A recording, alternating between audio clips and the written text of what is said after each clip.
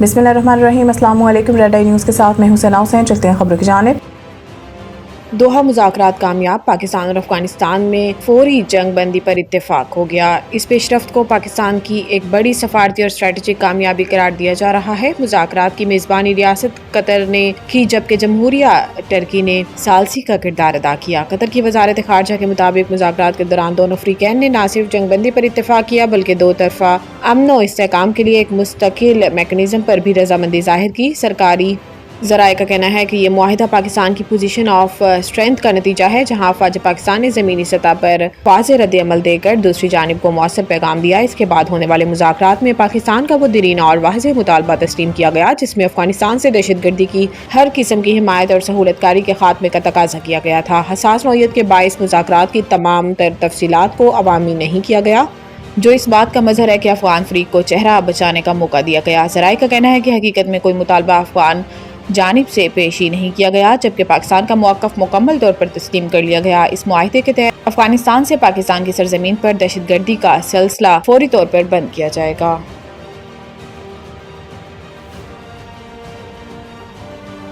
1.2 अरब dollar की अगली IMF किस्त दिसंबर तक मिलने की तवक्को है। वजीर खजाना मोहम्मद औरंगजेब दौरा अमेरिका पर हैं, जहां इन्होंने 20 वजारती इजलास में शिरकत की और लॉस एंड डैमेज फंड को फौरी तौर पर फाल करने पर जोर दिया। वजीर खजाना की इंटरनेशनल फाइनेंस कॉरपोरेशन के मैनेजिंग डायरेक्टर मुख्तार डेवेब से मुलाकात हुई, जिस दौरान वजीर खजाना ने उम्मीद जाहिर की है कि एग्जिम बैंक जल्द रिकॉर्डिंग मंसूबे में शमूलियत इख्तियार करेगा। मोहम्मद औरंगजेब की JP मॉर्गन के सीनियर इंतजामी वफ्द से भी मुलाकात हुई, जिस दौरान दो तरफा शराकतदारी को मजीद फरोग देने की जरूरत पर जोर दिया गया। वाशिंगटन में प्रेस कॉन्फ्रेंस करते हुए वजीर खजाना मोहम्मद औरंगजेब ने कहा कि IMF एग्जीक्यूटिव बोर्ड जल्द इजलास में मुआहिदे की मंजूरी देगा और पाकिस्तान को 31 दिसंबर तक IMF से 1.2 अरब डॉलर की किस्त मिलने की तवक्को है। इन्होंने कहा कि IMF पाकिस्तान पर कौमी मफाद के खिलाफ कोई शर्त आयद नहीं कर सकता। IMF प्रोग्राम के तहत की गई इस्लाहात ने मईशत को मुस्तहकम किया और अब तक तमाम इस्लाहात पाकिस्तान की अपनी मईशत तरजीहात के मुताबिक हैं।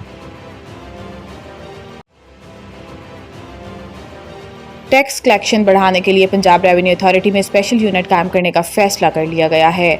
वज़ीर आला पंजाब मरियम नवाज शरीफ की ज़ेर सदारत रेवेन्यू कलेक्शन से मुतल्लिक इजलास हुआ, जिसमें पंजाब रेवेन्यू अथॉरिटी में स्पेशल यूनिट कायम करने का फैसला किया गया। PRA स्पेशल यूनिट में factorial tax consultant, legal expert और डाटा एनालिसिस शामिल होंगे। इजलास में पंजाब रेवेन्यू अथॉरिटी का दायरा कार 30 अजला तक बढ़ाने का फैसला किया गया है और अथॉरिटी में 130 इन्फोर्समेंट ऑफिसर्स की भर्ती की असूली मंजूरी दी गई है। वज़ीर आला पंजाब मरियम नवाज शरीफ ने इजला तक रेवेन्यू अथॉरिटी की तोसी के लिए 30 अक्टूबर तक की डेडलाइन मुकर्रर की है। पंजाब में रेवेन्यू बढ़ाने के लिए 19 नए सेक्टर शामिल करने का भी जायजा लिया गया है। इस्लाम में रेवेन्यू अथॉरिटी से मुतालिक इजाफी जिम्मेदारियां ADCG को तफवीज करने की हदायत की गई है। PRA ने टैक्स दहिंदगान के लिए सहूलत ऐप भी मुतारिफ करा दी है।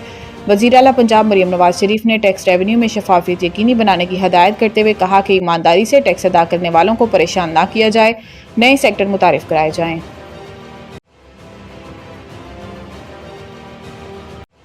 सिंध हुकूमत का कैटी बंदर और शाह बंदर में मिनी फिश हार्बर्स कायम करने का फैसला।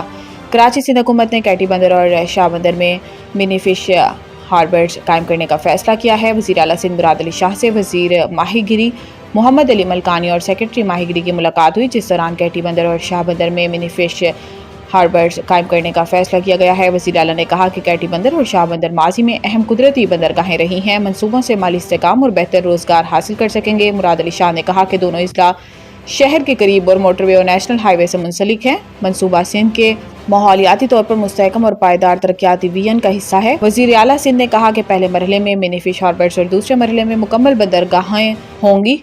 मंसूबे से माहीगिरी, तिजारत और सियाहत में तवील मुद्दती फ़वाइद हासिल हो सकेंगे।